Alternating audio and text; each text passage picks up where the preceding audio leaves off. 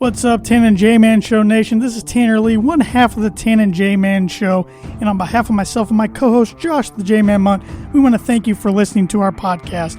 While you're at it, on whatever platform you're listening on, please hit that subscribe button. And if it happens to be on Apple Podcasts, please give us a rating and review. That really helps us out. If you're interested in watching our show is recorded live every Monday from 6:30 p.m. to 7:30 p.m. Eastern Standard Time. You can catch that on the ISC Sports Network, on the free ISC Sports Network app, on the ISC Sports Network Facebook page, and their Twitter page. While you're at it, on the social media channels, please give us a like on our Facebook page. Please give us a follow on our Twitter and Instagram page at Tan and J-Man Show. And if you want to support our podcast and look great doing so, we have a merchandise store. You can go to any of our social media pages, click the link, click Tan and J-Man Show store, and you'll find whatever you're looking for. Short sleeve t-shirts, long sleeve t-shirts, coffee mugs, you name it, we got it. So thanks again for supporting the podcast. Now sit back, relax, and here comes another exciting brand new episode of the Tan and J-Man Show. We're back. Another Monday night on the Tan and J-Man Show, live on the ISC Sports Network. How you doing tonight there, T-Dog? Doing pretty good. This is Tanner, for those who don't know Tanner. Got a big show tonight. As I always say, we're going to have to maybe scramble for some content Get later. a little creative. Send in comments on Facebook, Twitter. I'm sure we can even look at Instagram if you want to comment on Instagram, anywhere on Instagram. Send us text messages, whatever. For content ideas as well as just random questions you want to know. Comments. But thanks for watching. How good our Tan and J-Man Show merchandise is looking. He's wearing a Tan and J-Man Show shirt. We have a Tan and J-Man Show store. It's on the ISC Sports Network. Yeah, it's also easy to remember the address now. It's tanandjmanshowstore.com. Oh, that is pretty. Yeah. So we actually have a domain easy with it now. It used to be a bunch of letters and numbers. So tanandjmanshowstore.com. This episode is brought to you by The Dam Landing. Whether you want an epic burger, hand-tossed pizza, hand-bread tenderloin, seafood, craft beer, or a handcrafted cocktail, The Dam Landing is the place to be. The Dam Landing is a bar and grill located on beautiful Lake Manitou. Focuses on freshness and quality. The Dam Smoke is here every single weekend. It features barbecue and steaks. In addition, you can wash it down with one of their 16 beers on tap. I did that on Friday and Saturday night. I may have as well. Yes, you may. You may have. Watch it. Constant rotation of today's best micro brews and domestic flavors, or a handcrafted cocktail made using fresh ingredients. Take in the fantastic views of Lake Manitou in their beer garden or outdoor bar area. Whether it be boats or wheels, the Dam Landing is the place to be. Located at 1305 Ewing Road in Rochester. Their number is 574-223-8950. We partook in some adult beverages on Friday and Saturday night. Beer garden. Responsibly, of course. Oh, responsibly, yeah. Beer garden, great view of Lake Manitou there. Get to watch the boats drive in. Get to eat some pretzel nugs. I like the pretzel nugs. Get to see some Beer ducks. Get to see some ducks fall asleep. We were there so late. Yeah. Get to throw stuff at the ducks. That was not me, though. I did not throw anything at the ducks. No, he did not. I can confirm that. You're also lying, because I definitely threw stuff at ducks. What'd you throw at the ducks? Ice cube. I must have missed that. I don't remember that. I mean, ducks deserve a little bit of fresh water. Sure. And some tropical infused ice cubes Would you stop? Munch on. Would you stop? Okay. We've rambled enough. What you got for me, Birdie Bogey? Yes, the Birdie Bogey. Let me bring it up. I think you got a pretty good chance to get this right. It's MLB related this week, so it's right in your wheelhouse. Oh. Well, Tony La Russa just became the second winningest MLB manager of all time with 2,764 wins. I want to know who's first, who's third, and who's fourth. Thanks, Tanner. If you get 2, you'll get a par. 3, birdie. I think I have a decent shot at a par. 1-0. Can't wait to hear the question again because I already kind of forgot. That's all right. I'll repeat it at the end of the show for you. Birdie Bogeys brought to you by Noble Gnome LLC for fresh, locally grown, nutrient-dense produce from Bryce and Katie Romine of Mentone, Indiana. Like them on Facebook, follow them on Instagram, and check out their website, noblegnomellc.com. You can also get flowers from them now. Yes, you can. Sweet corn season's coming up quickly, too. Yeah, I'll be here about a month. They right around the 4th of July. they grow some phenomenal sweet corn. We ate quite a bit last year. We might have to eat some on the podcast. I'm always down to eat sweet corn. Don't even care if they get it on camera. I will eat sweet corn, and it will be all over my face, and I will never be happier. In the J-Man beard. In the J-Man beard. And I can honestly say the happiest moments of my life were usually involve eating sweet corn. You know, I wish James Harden wouldn't have coined the term fear the beard, so that could be a great Tan and J-Man Joe t-shirt. Be a great one. Kids already are scared of it. Pretty sure my niece is scared of it. She cried when I picked her up. Got to be the beard. Could be many reasons. Yeah. What do you want to start with tonight? Start with baseball. All right. Got a lot of baseball going on. Roller coaster week for the Cubs. Roller coaster week for Josh Munt's Twitter. Wow. Roller coaster day yesterday for Josh Munt's Twitter. It was a roller coaster day, definitely. Overall, pretty dang good week, though, facing the teams with the two best records in the National League. This past week, San Francisco Giants on the road for 4 over the weekend, and they played the Padres for 3. Swept the San Diego Padres. Looked great doing it, hitting the ball out of the ballpark. Bullpen's been fantastic. Starting pitching was great in that series. Followed up with San Francisco Giants team that honestly was not supposed to be that great. No. Not many people thought of them very highly coming into the year, but they're getting great starting pitching. They have a bunch of journeymen infielders and outfielders that are having career years. They hit the ball all over the ballpark this weekend. Cubs managed to salvage a game there in San Francisco. San Francisco is the one spot in all of baseball, I would say, that the Cubs struggle more than any other place. Why? I don't know why it is. The ballpark's huge. It's the middle of June, and it's 59 degrees. It's cold there at this time of the year. It's really cold there all year, period.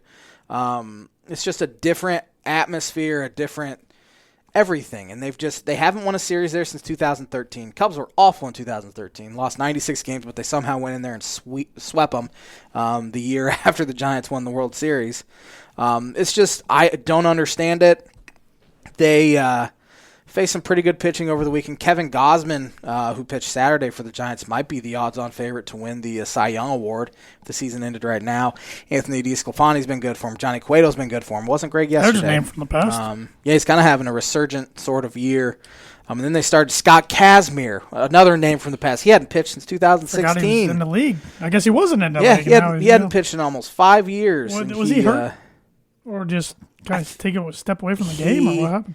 I think he did have an injury, but I also think he kind of retired there for a bit, then missed it, and he came back. That's impressive to come back and get on the roster. Especially, he's not young. He's probably 38-ish now. But, yeah, he pitched on Friday. But, again, huge for the Cubs to salvage a W this weekend. And now they only have to win one in San Diego, and I'll be happy. They play there starting tonight at a real late one, 10 o'clock the next 2 nights Eastern time. My Twitter will be very silent during those games. I will not be up for those. But if they win one, I'll be very happy. It'll be 10 straight against the 2 best teams in the National League. And if they go 5-5, you'll definitely live with that. Getting some contributions from guys that weren't even on the roster to start the season. Patrick Wisdom. Ever heard that name? No. He just won National Probably smart. Probably pretty wise. National League Player of the Week. That was a good one. Thanks. That was a good one. National League Player of the Week where he hit 435, 6 homers, 9 RBIs, had a OPS of 1.719. For years we've watched other franchises, mainly the Cardinals, have guys come out of nowhere and just go on a tear for 2-week stretch. I mean, you remember that Aristides Aquino for the Reds back in 2019? Yep. He's nowhere now. I mean, he's up and down with the Reds. He's mainly a AAA guy that just got insanely hot. They've needed Patrick Wisdom. They've had so many injuries. Matt Duffy's on the injured list. David Bodie is on the injured list. Nico Horner's on the injured list. Jason Hayward just came back from the injured list. Jake Marisnick's on the injured list. Austin Romine's on the injured list. They have so many injuries to their offense. Now Javi Baez is hurt too. He hurt his thumb yesterday. They've had so many injuries that Patrick Wisdom has been an absolute godsend for them right now. He's kind of carried their offense because Rizzo's not really hitting for power right now. Javi Baez is kind of in the sort of slump. Jock Peterson started to not hit again. Ian Happ's still only hitting 190, and here we are, June 7th. Hayward's not hitting.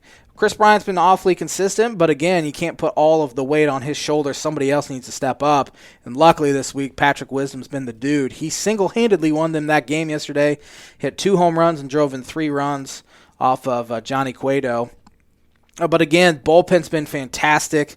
The rotation did not have a great weekend. Zach Davies got hit around pretty good Thursday night. Jake Arrieta got absolutely mashed. I think Jake Arrieta actually pitched Thursday. Got mashed. He said he was sick. But here we are. He's made 8 starts here the past couple months, and his ERA's near 8 in those starts. Not getting it done.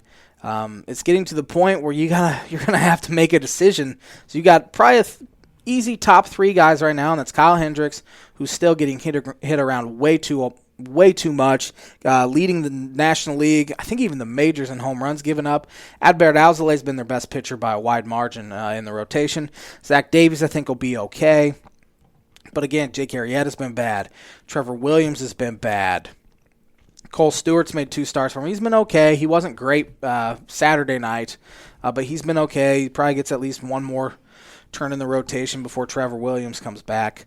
I think it's pretty clear and obvious that their number one need, should they stay in the division race, in a playoff race, starting pitching. 1,000%. Bullpen's great. I mean, you have almost every guy out there you trust to go in and get big outs. Craig Kimbrell's had an absolute resurgence of a season, striking out over 15 batters per 9 innings. He has one of the lowest walk rates of his career. He's only given up 10 hits in 24 innings, only 2 earned runs in 24 innings. He's been fantastic. Ryan Tepera won Major League or National League Reliever of the Month in the month of May. He's been fantastic. Andrew Chafin's been awesome out of the pen. Rex Brothers had his moments. Keegan Thompson's been great. Justin Steele's been great, who's been hurt here the past few weeks, but he's hopefully going to be back soon. Tommy Nance, who they called up, 30-year-old rookie, he's been great out of the bullpen. Really, every guy they've called up has answered the bell, has been fantastic, but again, they need more length out of their rotation. Guys are going to get worn out in that bullpen. Who are some guys you would like to see them go out and try to make a move for? So, it all depends about money. They say our Tom Ricketts and the president. Do you really trust what they say? No, absolutely not. Crane Kenny have said they're ahead of schedule as far as money, so they should be able to add payroll. But today, Crane Kenny, their president, says they'll lose money on the bottom line this year because the Ricketts family allows them to run business at break-even level in a typical season.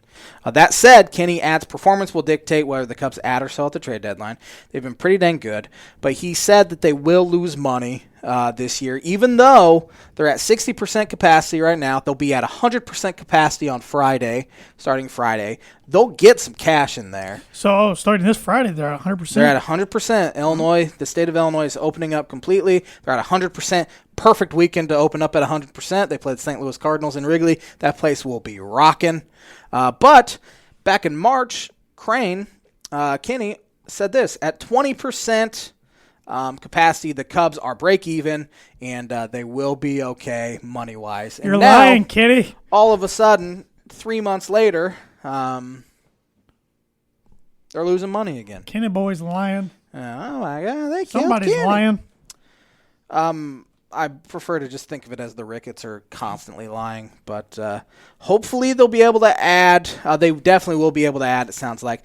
The one guy I think they absolutely have to try to make a play for, and that is Max Scherzer. 36 years old. He's on the worst team in the National League East. The worst than the Marlins, believe it or not. I don't see it getting any better. He's having a really good year, but he's in the last year of his deal. He's due $34 million this year. Be a free agent at the end of the year. You prorate that from 2 months to go in the season. I mean, you cut that salary down significantly. You're still adding quite a bit of salary in that. But, I mean, he has an ERA of 2.22. He's been every bit as good this year as he has been really his whole career. Assuming the Washington Nationals stay out of the race, Max Scherzer is going to be a hot ticket item at the trade deadline, and that's the one guy I think that could propel them to be the best team in the division. I was going to say there's probably going to be a handful of other teams that will. Oh, a ton of other teams. Come calling for him if he's available. Need pitching. And including the Milwaukee Brewers will need pitching. St. Louis Cardinals need pitching. Cincinnati Reds are somehow still in it. They need pitching. Still in it. Really, the only team you can really say that's in a position to make the playoffs that doesn't need starting pitching is the Los Angeles Dodgers. Yeah. But the Dodgers will be the team that trades for Max Scherzer because that's just what they do. They don't care. They don't care about money. They'll give as much money as they possibly can to win another World Series. But, yes, Max Scherzer's a guy. They might even, who knows, make a play for John Lester to kind of solidify the rotation, bring him back, which would be cool with me. Take Arrieta or Trevor Williams' spot. That'd be so weird, though. You sign Arrieta. He's one of your legendary pitchers, and then you have to cut him loose after a few starts. That'd be a little awkward situation. Yeah, it sure would. They knew what they were getting into, though. But, pretty good week for the Cubs, 4-3. Go to San Diego tonight, as I said. Tough to win there. They haven't had a whole lot of success there either. I think they did win a series. Actually, they've probably won a series each of the past couple years because they've just been so much better than the Padres. But in years past, Petco Park has been a sort of nemesis for them. Padres are struggling to score runs a little bit right now. I don't anticipate that being the case this week. Cubs will have to face Yu Darvish on Wednesday, so it'll be sort of a reunion of sort, which if they would have just not traded him, they'd be sitting here in a pretty good spot already and wouldn't have to trade for a big-time starting pitcher at the trade deadline. But hopefully they can win at least a game in San Diego and then take care of business against the Cardinals over the weekend. How many wins this week would it take for you to be pleased? 6 games. 3? I would say 3-3. Go win 1 in San Diego, then take 2 or 3 from the Cardinals. Be happy as a pig. Is that a phrase? It is now. It is now. I just coined that phrase. Happy as a clam. That's definitely a phrase. Pig, clam. Yeah. Hopefully, it's always huge to win the first one. So hopefully, Adbert Owsley can get it done tonight. They face Ryan Weathers, who they faced last week. Old Stormy Weathers' son. You remember David? Weathers. It's his son, 21 years old. David was still pitching when we were seniors in high school, and now his son's pitching. Does that not make you feel old? Jeez. They hit him around pretty good, though, there in Wrigley, and hopefully that can continue. Hopefully they can weather the storm. Yep. So, else around baseball, the Tampa Bay Rays have the tied for the best record in Major League Baseball with the San Francisco Giants. They're good. Crazy enough. The Yankees coming off getting swept by the Boston Red Sox. First time in a decade they've got swept by the Red Sox at home. Yeah, what's wrong with them? It looked like they were back, and now they've kind of slid back. They're 4th. I wish I had that answer. That's the thing. They just aren't consistent. They're 4th in the AL East, 6.5 games back. They're not hitting. Nope. They have an OPS that's 11th in the American League. The pitching's been really dang good, though. I mean, they have the 3rd best ERA in the American League. Garrett Cole has an ERA barely above 2. Domingo Germán's had a good year. Jordan Montgomery's had a good year. Corey Kluber's hurt, though, which that really hurts the rotation. Shortly after his no-hitter. Jamison Tyone has not been good. Bullpen's been fantastic. Aroldis Chapman's been as good as ever. Jonathan Loaisaga, I always hope I pronounce his name correctly. It sounds right to me. I'm a Yankee fan. They have some names that are tough to pronounce. That's why I stay out of it.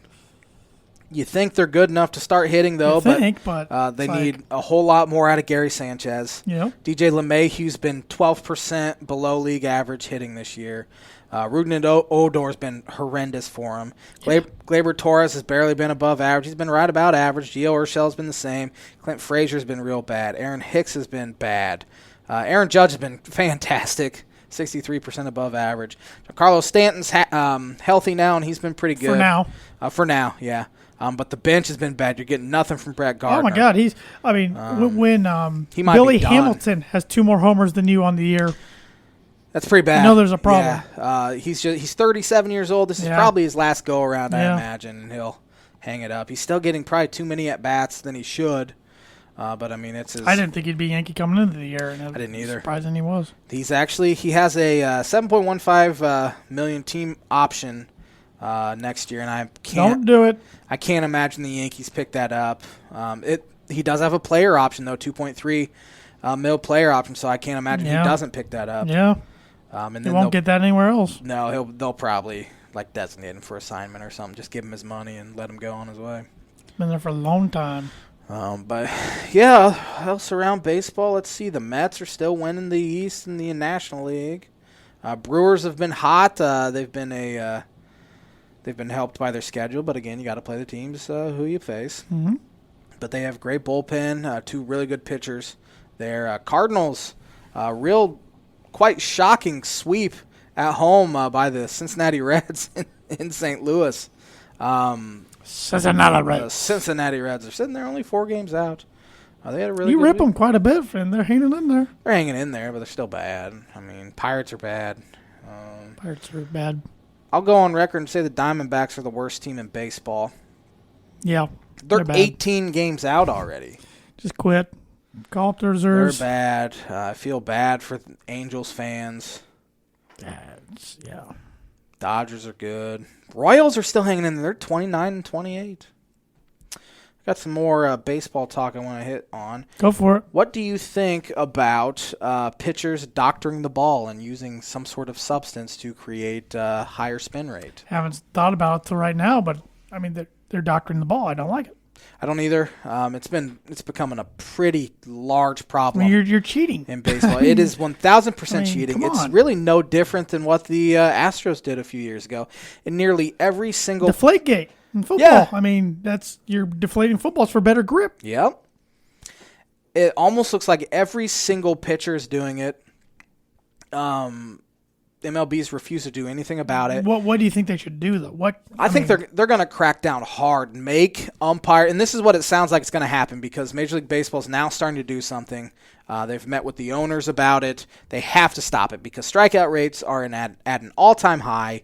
Balls are put in play far less. Runs are still being scored about the same amount, but you got to have balls put in play more. As I said last week, I don't want the game to change at all, but I do want it to get better because I want people to continue to watching it. I think what's going to happen between each half inning, the umpire is going to have to go and make sure the pitcher doesn't have something on his hat, give on him his a pat glove. down.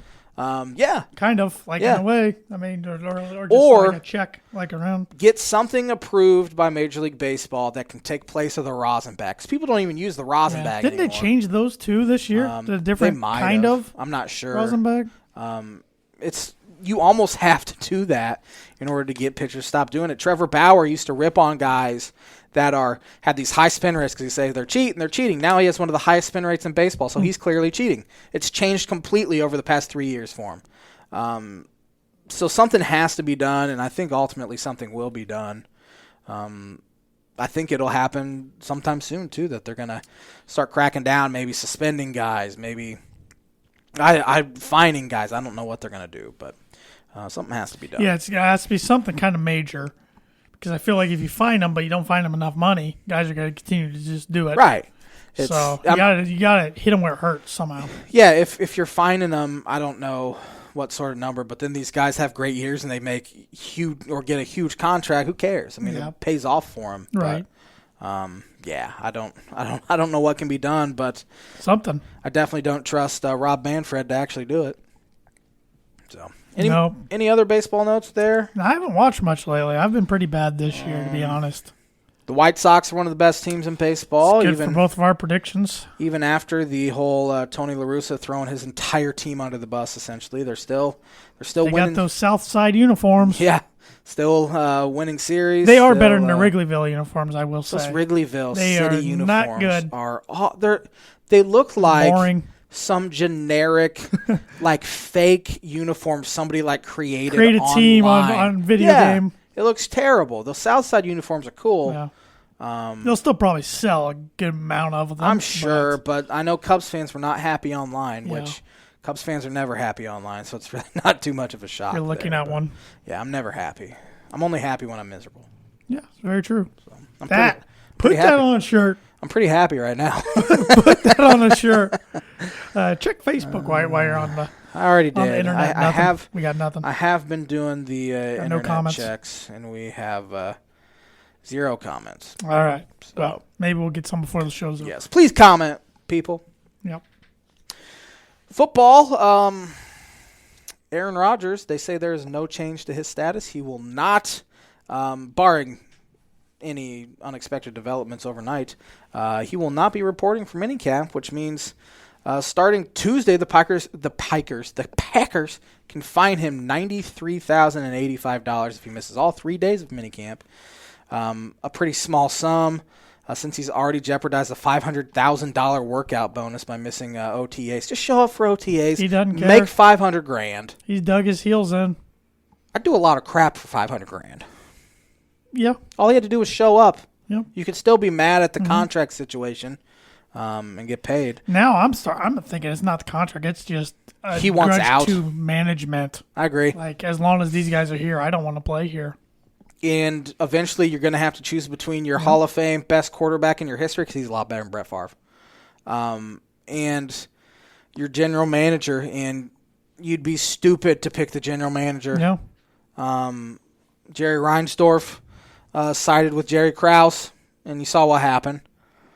I mean, I know Rodgers liked to make that comparison with this, which it makes sense. But to call himself Michael Jordan's kind of asinine. Yeah. I'm really starting to think we might see a Carson Palmer type situation. Just sits out. Just sits out the whole year. I think the Packers Then would be okay with it. Something gives next offseason. Something finally gives. Packers would be like, okay, we don't have to Because pay you. they would see what Jordan Love could do for a year. Right. Say he's pretty good. They're like, okay, we are going to get rid of Aaron. Because Yeah. they'll still be suitors. We don't have to pay you. We don't owe you anything, which is kind of stupid because they owe him quite a bit, in my opinion. And they've never gotten him any sort of weapons whatsoever. They did this Just to themselves. refuse. If they would have got him some weapons and just communicated when they took Jordan Right. Love, called him ahead of time, chatted with him about it, instead of just leaving him in the dust. Yeah. I think that was more so than the actual Jordan Love pick. Which I get. Rodgers has even said, like, I don't care about Jordan Love. I love Jordan Love. Yeah, but it was... I've just been here long enough, been good enough for so long that I feel like I need to be more in the loop. And to not do that is just insanely stupid on the Packers' part. I mean, look at the Buccaneers. They took Kyle Trask at the end of the second round. Maybe it was in the third round. But they called Brady ahead of time. He's like, yeah, I'm cool with it. Like, love to help the kid as I can. So it's just that little phone call. That's all it probably would have taken. A lot of crap like that can be alleviated if you just communicate. We as society, we don't like talking on the phone, even though it's the quickest, easiest method. You know, I'm not even huge on talking on the phone, but it's the quickest and easiest method of communication. Right. Easier than text, FaceTime. All they needed to do was Zoom. Send him a text, though, and just say, hey, anything. Yeah, I know. Anything. Yeah. Message him on Twitter. Could have sent him a... Does he have a Twitter? What was that? I can't think of the... there was a social media that was around for like a year and went away. For a year? Yeah, I'll think of it later. Remember that one social platform that lasted about 3 months where it was you could say you could create an account and then people could tell you their opinion of you? Yeah. You did it, and I called you some choice words on there if I remember correctly. Probably. I don't remember what it's called. Yeah. What was the one I was talking about? Tout. I have never heard of that. Yeah, I don't even know how it worked. It was like kind of a big thing for a little bit, and then it just went away. Tout? Mm-hmm. I have never heard of that before in my life. Yeah. I think it was Tout. Maybe. I don't know. How long ago? Probably back in like 2013, 2014-ish. Couldn't tell you. Yeah. But it'll be interesting to see what happens with the Rodgers thing and the Packers and everything.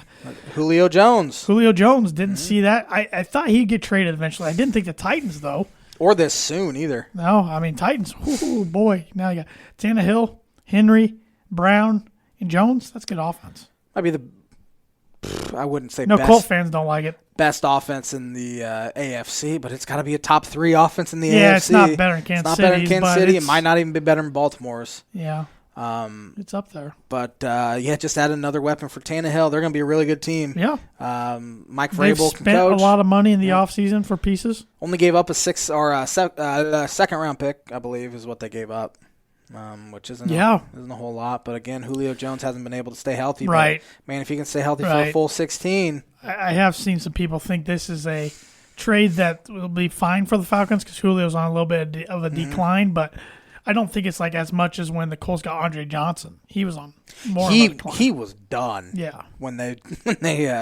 got him on did they trade deal. for him or did they sign? I think it was a free agent deal. deal. Like 2-year, $30 million deal or something. Yeah. Something in that neighborhood. I think Julio's got something left. He's still fairly young. I mean, he's not 36 or whatever like Andre was. Right. And he's still explosive. He just has to stay healthy. And yeah. It's a pretty low-risk move for the Titans, giving up a second-round pick on him. Just amazing. I mean, we're in the first week of June and we're talking NFL. It's just what the league does. They do it. They constantly make headlines. Yeah. But it'll be, I'm sure, in a week or two, there'll be more to talk about something. So. Yep. What do you want to talk next? Want to be educated or? Go ahead. Right. I want to learn something. In 1906, on this day, the Chicago Cubs scored 11 runs in the first inning of a 19-0 drubbing of the New York Giants off future Baseball Hall of Famers Christy Mathewson and Joe McGinnity. Worst beating in Giants history. So those weren't scrubs. They were. Christy Mathewson might be the greatest pitcher in the history of the game, and they lit him up. The Dodgers scored 11 runs in the first inning against the Cardinals this week. Last week. I did not see that. Yeah. Cardinals got up 1-0. Paul Goldschmidt hit a homer, and then the Dodgers proceeded to score 11. Yeah, that's the bad bottom of the first.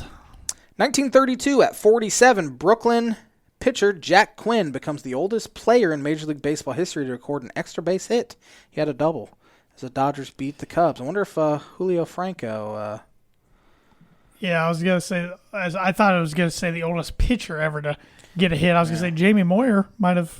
been close. This was an extra base hit, though. Yeah. Right when you said that. Julio. So Julio hit 3 doubles at the age of 48. So that is already null and void there. Jackie. Who won the 1941 U.S. Open men's golf? 41? Yeah. Ben Hogan. Denny Shute. Ever heard of him? Mm-mm. Let's see. A lot of Belmont stakes. Yeah, that's going on this weekend. 1966 Major League Baseball draft. The New York Mets passed on Reggie Jackson to select Antelope Valley High School catcher Steve Chilcott. Number 1 overall. That was a bad one. Yankees on this day in 67 took Ron Blomberg, number 1. I've never heard of him. Me neither. A lot of French Opens. Lot of Major League Baseball draft, but I've never heard of any of these guys. 1977, the White Sox took Harold Baines, number 1 overall. Hall of Famer. Hall of Famer, yeah. Just from a few years ago. Who won the 1978 NBA championship? 78. 78. Jeez. I want to say the Knicks. Washington Bullets defeated the Seattle Supersonics, 2 franchises that Sonics. no longer... Waiting for the day. Yep, 7 games. They're coming back. One of these days. Get Um, the change.org. Petition's going. Who won the 1981 French Open men's tennis? McEnroe. Bjorn Borg. I've heard of him, but... 1982, the New York Mets took Doc Gooden. Good one. They also took Roger McDowell and Randy Myers. 1983, Steve Carlton temporarily passes Nolan Ryan with his 3,552nd strikeout, but Nolan obviously would get him later. Mm-hmm. Wayne Gretzky on this day in 1989 won his 9th NHL Hart Trophy, which is MVP, in 10 seasons. He won 9 out of 10. That's why you get a nickname like the Great One. He One. was amazing. Like, every time I read Wayne Gretzky's stats, they just make my jaw drop. Also on this day in 89, it was the first baseball game to start outdoors and end indoors, as Toronto Blue Jays Stadium closes roof during game at 8:48, 40 minutes after Interesting. First pitch. I don't think I've ever seen that happen. Brewers have done it when it started raining or something, pop-up shower, and they've had to close it real quick. Mariners have had to do it since. Never seen NFL do that. No, they've played through the conditions. 94, Ricky Henderson stole his 1100th career base. He was fast. Makes fast people look not so fast. Who won the Stanley Cup final in 2004? 04? Let's go with the Carolina Hurricanes. Tampa Bay Lightning beat the Calgary Flames in 7. Yep. I did not. I knew Tampa Bay's won 2. I did not know Calgary made it, though, in 04. Who won the 2009 French Open men's tennis? Nadal. Federer. Oh. You had a 50% chance there. Well, Nadal used to dominate that one. Yeah. It was the one Federer couldn't get. Darn it. Bryce Harper was the number 1 overall pick by the Washington Nationals on this day in 2010. Lived up to the hype. And then Pretty good. Who won the 2015 French Open? Nadal. Stan Wawrinka beat Djokovic. See, I almost went with Djokovic. So I would. Last one? Who won the Stanley Cup Final in 2018? 18. Was that the Bruins? It was the Penguins. the Washington Capitals. Capitals. Bruins, Penguins, Capitals. I'll get there eventually. That'll do it. My Avs got their rear ends whooped last night. All of a sudden, it's 2-2 series going back to Colorado. Who they playing? Vegas. Oh, the Knights. Vegas the is Knights. full capacity. I think they're the only NHL stadium for this round that was full capacity. But it's rocking. Yeah, it was ridiculous last night. They just whooped on them. So going back to Ball Arena, hopefully the Avs can get going because it's funny how a series can flip momentum pretty fast. Absolutely. But they get home ice advantage, so we'll see. When you're up 2-0 and lose game 3, it almost feels like you have to win game 4 or you get a little nervous there. If they win and get to the Western Conference Finals, Ball Arena is at full capacity for the next round, so which would be really cool. But there's been some intense playoff series. But I got to say, Colorado and Vegas, they're the 2 quickest teams in the league. And you watch those 2 teams, it's like fun to watch. Then you watch the Islanders and the Bruins, and it's like watching paint dry on a wall. You ever done that? No. I did it down here for a little while. Yeah. Watch it peel off the wall using the wrong kind of paint. That's a story for another day. But, yeah, so hockey, my biggest gripe, of course, it's being a Colorado fans, these 10 o'clock puck drops. And more times than not, I don't think one of them, they've actually been on TV on time. The game before them goes over every single time. They need to stagger games more, but not stagger them. You have to. We're starting at 11 Eastern time. Well, next year it's TNT and ESPN's the new home for hockey starting next season, so that'll be different. They'll be on TNT, and they can stagger them a little more than NBC Sports Network and CNBC and stuff. The NBC networks. Gotcha. Yep. The king is dead. Yes, but before, I better read the sponsor read for the On This Day segment, which is brought to you by, well, I was getting it up there, which is brought to you, like it is every week, by Performer Print House. If you're looking for a trustworthy, dependable resource for any trade show, company picnic, or sales meeting, Performer Print House is over 50 years combined experience. Yes, that's 5-0 in promotional products and commercial print. They strive for fast and efficient response to all your print needs. You need to look no further. Let them be your one-source print and promotional company today by giving them a call at 574-210-3815. The king is dead. Which king are you referring to? LeBron James. Yes, first time in LeBron's career. He is out in the first round, so he's now 14-1 all-time in his career in the round 1 of the NBA playoffs. Huge for the NBA to get some parity.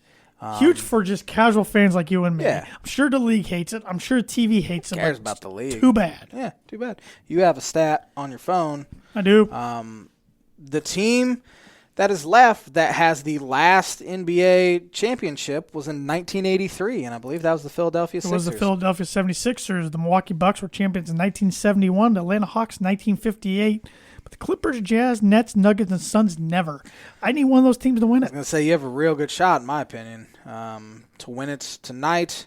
We have the Brooklyn Nets, who are up 1-0 on the Milwaukee Bucks, and Denver Nuggets and Phoenix Suns are starting their series tonight. I like the Nets tonight to go up 2. I like the Nets to win that series. I do too. I think about 6 games. Yeah, I think they're better than any team in the East. The Sixers are pretty good. Joel Embiid got hurt. Not sure how long he's going to be out. Yeah, I mean, the Hawks beat them. Yeah, they're up. So they're up 1-0. I mean, without Embiid, that's a big blow. Can you believe that draft trade? It was Trae Young for Luka Doncic. It's the most even trade in NBA history.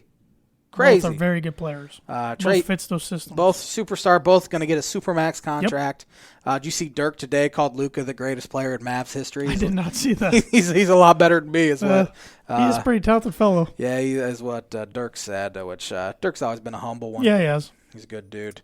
Who you like in that Denver Phoenix series? I think, oh gosh, it's going to be a good one.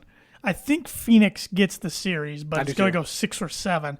In tonight's game, I think Denver covers that spread, but what is the spread? 5, I believe. But I think Phoenix still pulls it out, so I think they'll win by 4 points or less.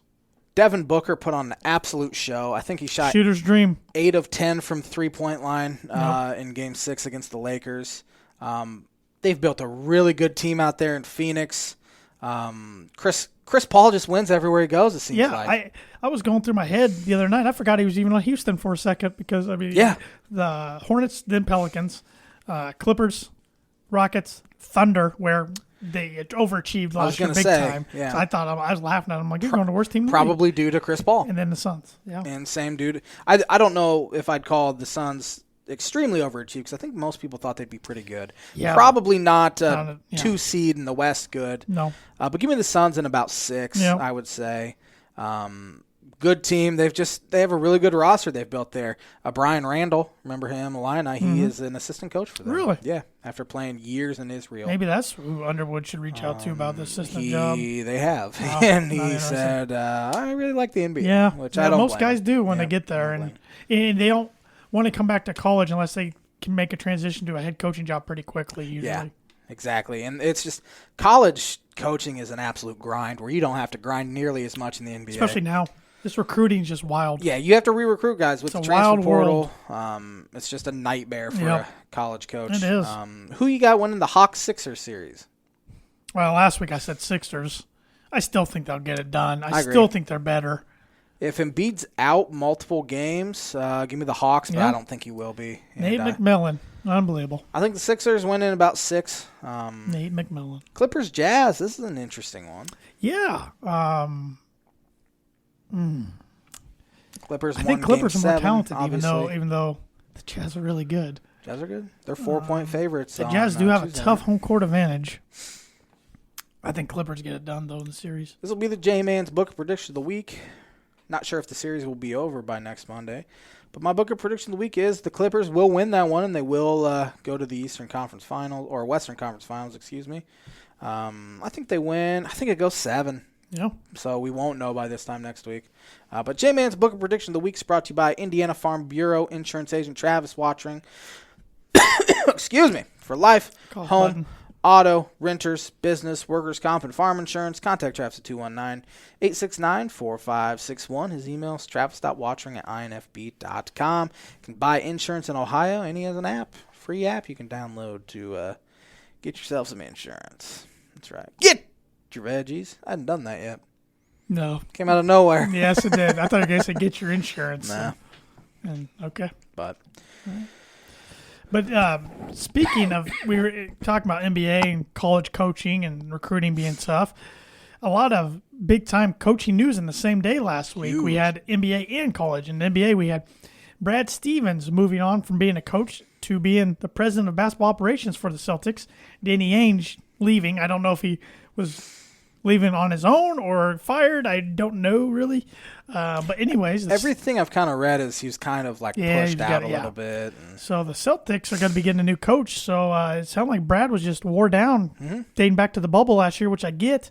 I think he'll be a head coach again someday. Maybe not.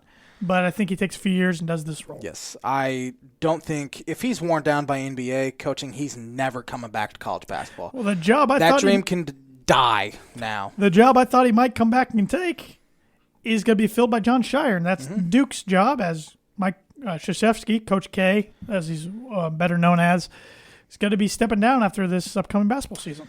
It's interesting because you saw Roy Williams retire and Hubert Davis took over. They're keeping it in the system. Yep. If it goes poorly, though, it could get ugly there. Sure. But at the same time, you see a lot of those schools kind of go in-house, especially taking over after a legendary coach. I mean, you saw it with Gene Cady, Matt Painter taking over. Wasn't Mike Davis on Bobby Knight's staff? Yeah. So that was kind of... Painter was brought in... Yes, from Southern Illinois. But he only had 1 year of coaching experience, head coaching experience. Yes, but that's why they brought him in, is to be the heir apparent. Yeah. And he obviously played for Cady. He's part of the family. Was he on Cady's staff at all before he went to Southern Illinois? Okay. Nope. But it's kind of similar. But he's part of Bruce's staff. I mean, it all intertwines.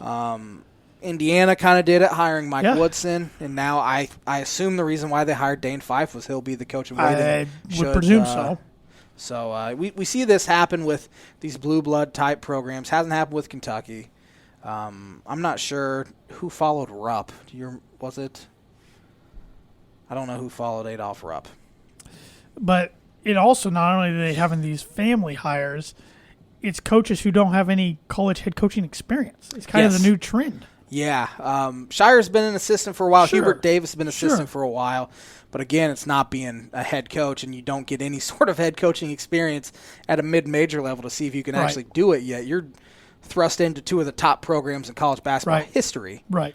Which is it's going to be interesting, but I think obviously Kay will use this entire year to raise up Shire. If we thought Dick Vitale was insufferable before, haven't seen nothing yet. He's going to cry on a broadcast again like he did during the Bobby He's Knight. going to talk about Coach K. Not that he already doesn't, but every single broadcast he's on. It could be Pepperdine versus San Jose State versus New Jersey Institute of Technology, and he'd be talking about Coach K. Yeah. Don't get me. Why'd you get me started on Dick Vitale? Let it go. We need filler. Can't stand that guy. He's insufferable. He was great 20 years ago. Unfortunately, he's stuck 20 years ago and says the same stuff over and over again. Robert Montgomery Knight, the general, baby. And not many people really like him anymore. Yeah, ESPN continues to shove him down our throat. He's a diaper daddy. He's super athletic, sensational. He's a PTP, baby. Yeah. Don't like him. Yeah, but in college sports, man, the landscaping's wild right now. Just wild. Mm-hmm. With the COVID impact and then the new grad transfer or the transfer rule in general and high school recruiting, it's just wild. Yeah. And I don't blame these old codgers for retiring. No. I think Jim Boeheim's done after this year. He's next, and then I think good old Tommy Boy's after him. Izzo. Yeah. Shortly after. I don't know how many years. I saw Izzo announce his staffing changes. Matt McQuaid's going to be his director of basketball ops. He seemed like he was there 10 years. Mm-hmm. He's another former player from the mid-2000s that's going to be there. Not Keith Appling. I'd never know. Keith Appling's might be in charge of the prison basketball league there. Longest yard, the longest court. That was stupid. Yeah, it was. It was. Took a stab at it. But yeah. Flopped like a dookie. Yep. Greg Paulus. Flopped like a dookie. He get kicked out of games now, coming up for flopping. Yeah, he can. Good. Like, Davidson's going to get kicked out all the time. He's back, remember? Yeah, I like that he's back. He shot like 1 of 17. All your boys are back. He's back. Bohannon's back after getting KO'd at bars. No one likes him. Well, that was obvious from the video. Yeah, no one there. I've literally heard no one at the University of Iowa likes him. They can't stand the guy. Went to Wisconsin. No one would like him there either. No, but he's back. It's like 100th year. We'll have plenty of Big Ten basketball in a few months to talk about. But you want word association? Yes, please. I'm interested to see what kind of topic we're discussing tonight. U.S. president / world politician. No. What? George Washington. Wooden teeth. Thomas Jefferson. What bill's he on again? 20? I don't know. I sound really dumb right now, but I think $20 bill. He was also a slave owner, which was bad. That wasn't the first thing I was thinking of. William Henry Harrison. Indiana. From Indiana. He was president for 31 days. From the Spanish flu, wasn't it? Or the flu? He didn't wear a coat to his inauguration because he didn't want to, and he got a cold and died. Trying to be a man. Millard Fillmore. Millard, nice name. I know nothing about him. I know. That's why we're doing this list. You gave me horses one week. Yeah, but because of the Kentucky Derby. I know. This is completely off topic, and I'm okay with it. Andrew Johnson. Andrew Johnson? Mm-hmm. Andrew Eiler. He was. I don't know. I'm trying to educate you here. I need to be educated. He was Lincoln's VP, so he took over after the whole assassination, which we brought up last week. He's considered one of the bottom 2 presidents in the history of the world, in the history of the U.S. I feel good to compare him to Andrew Eiler. I'm sure he'll give us some feedback. Ulysses S. Grant. The Union. There you go. Yeah. Grover Cleveland. President twice. Yep, 22nd and 24th. Yep. I didn't even know that until I looked it up. So I remember. This is an homage of your dad, because your dad loves, he loves presidents. Well, I remember my grandpa used to have, maybe still does this, I think it was just from Washington clear to George W. Bush, and they had all their pictures. And in Cleveland's, he had a different colored bow tie on one. He had like a purple bow tie one time, and then a turquoise on the other one. Yeah. Yeah. Teddy Roosevelt. Good president. Yeah. He was an interesting guy. He'd go on like safaris in the Amazon, and he was an explorer. Yep. William Howard Taft. Big boy. Yeah, he was the fattest president we had. Didn't they have to lift him out of the tub with something? Yeah. I think I remember reading that in history books, like some machine. He was a large fella. Liked his food. Yeah. Harry Truman. Did the unthinkable. Yeah. They didn't think he was going to win. Well, he took over when FDR. Who did I say? FDR, Harry Truman. I think I skipped over FDR. You said Truman. You didn't say anything about FDR. He took over after or when FDR died. He didn't want to be president. Yeah. And he's the one that made the decision to drop the bombs on Japan. Wasn't he was it him or Eisenhower? See, I'm making an idiot of myself, so you're welcome. Was it him or Eisenhower that they had the newspapers printed up with the guy who was running against them as the winner, and they didn't win? So I think it was Truman. So there's that famous picture of them holding, after he's announced the winner, but holding up the newspaper that said whoever the guy was running against them wins. You're teaching me something. I think it was him. It was him or Eisenhower. I think it was Truman. FDR. Polio. 3 terms. Yep. JFK. Shot. Yep. But, I mean, the Kennedys are an interesting family. Richard Nixon. Watergate. I don't even need, I just need the signature pose. Margaret Thatcher. Who? She was the UK Prime Minister there in the 80s. No, okay, learned something. Got nothing. Martin Van Buren. Reminds me of just an old classic musician. Like he had violin huge sideburns. Yeah, he just some like Beethoven, Mozart type stuff. Winston Churchill. I want to have a cup of tea with that guy. Yeah, absolutely. Yeah, he was a good dude. That's gonna do it for word association. I thought we were gonna get to some more recent presidents. No, I didn't. I'm sure people don't want to hear your thoughts on the recent ones, or will offend people.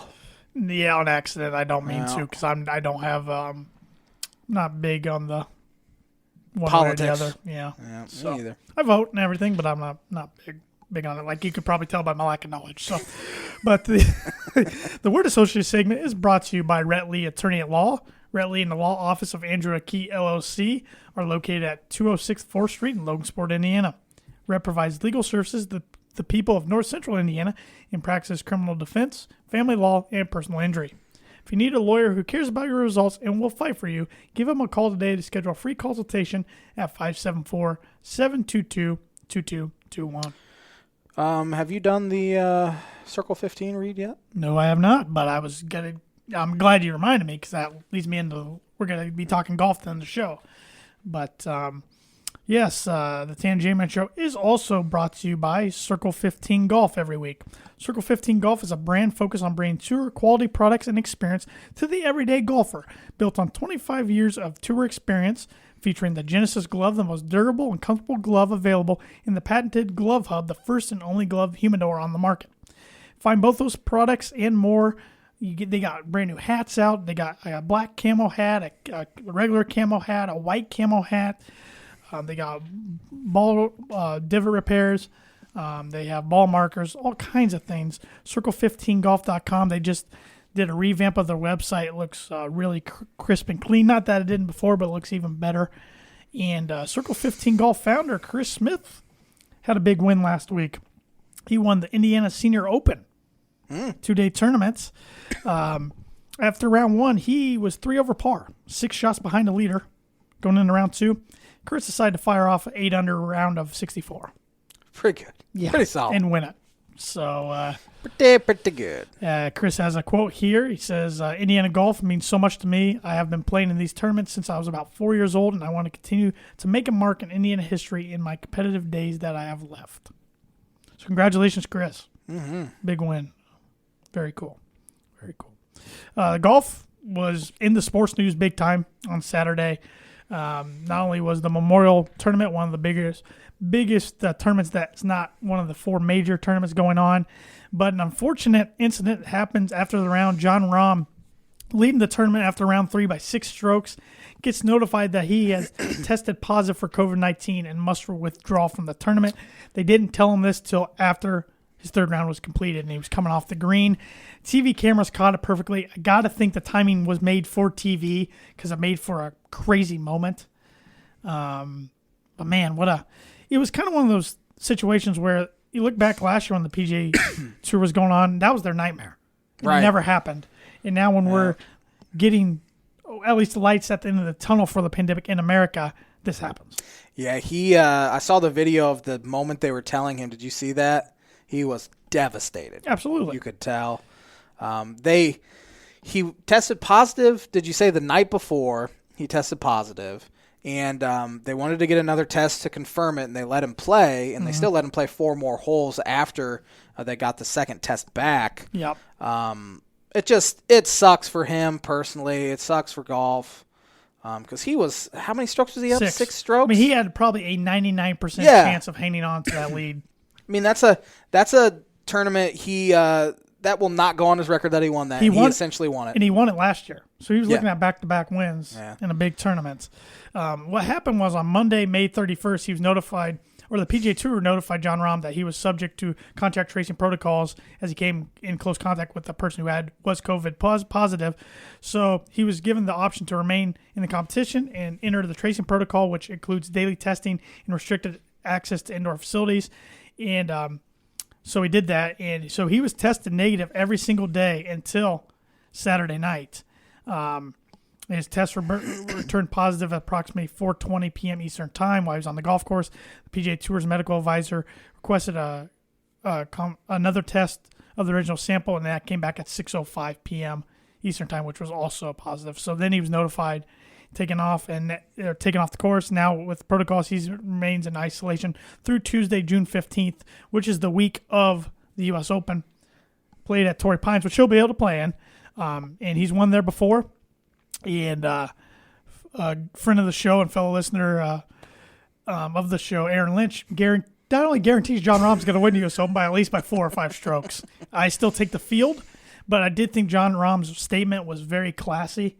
And if you're not a Jon Rahm fan already, which I'm not the biggest Jon Rahm fan, but this makes me appreciate the guy a lot more than I was. He tweeted out, this was on Saturday, he goes, "I'm very disappointed in having to withdraw from the Memorial Tournament. This is one of those things that happens in life, one of those moments where how we respond to a setback defines us as people. I'm very thankful that my family and I are all okay. I will take all the necessary precautions to be safe and healthy, and I look forward to returning to the golf course as soon as possible. Thank you to all of the fans for their support, and I'm looking forward to watching the showdown tomorrow afternoon with you all," which Patrick Cantlay ended up winning the tournament. Second time he's won the Memorial Tournament. Yeah, it's just a sad day. It's just a bummer. But glad he's asymptomatic so far, and hopefully we'll see him back soon. It's funny you just said something about Keith Appling, but I just got a notification on my phone that the prosecutors plan to charge the ex-Michigan State basketball player with first-degree murder. Wow. Going to go to prison for a long time. Didn't expect that to come up. He got in some trouble that Tom Izzo covered up. We're pretty sure of. No. Back when he was in college. And not Tom. So not Tom. Keith Appling turned out to be not a very good dude. Yep. Give me the birdie bogey there, fella. Yes, the birdie bogey one more time, Josh. Tony get a par. Tony La Russa, legendary manager of the A's, the Cardinals, now the White Sox. He became the second winningest major in MLB history with 2,764 wins. I want to know who's first, who's third, and who's fourth on that wins list. Bobby Cox is in the top 4, I'm pretty sure. Correct. He's fourth with 2,504. I think Connie Mack's won. Yep, you at least got a par. He is number one with 3,731. So you at least get a par. If you get this other guy who's number 3, who Tony passed with 2,763, you get a birdie. I did not see it this weekend, so I don't think I'm going to get it. But Joe Torre? No, good guess though. Correct first initial. Is it John McGraw? John McGraw. Son of a gun. You get a par that your birdie attempt lipped out all the way around. All the way around. So. I keep pace. Yep, you're still only one behind me. There's a lot of seasons left. A lot of years left. Wrap us up real quick, J-Man. Thanks for watching the Tan and J-Man Show live on the ISC Sports Network. We'll be back at it next Monday. Have a fantastic week, everybody. We'll see you later.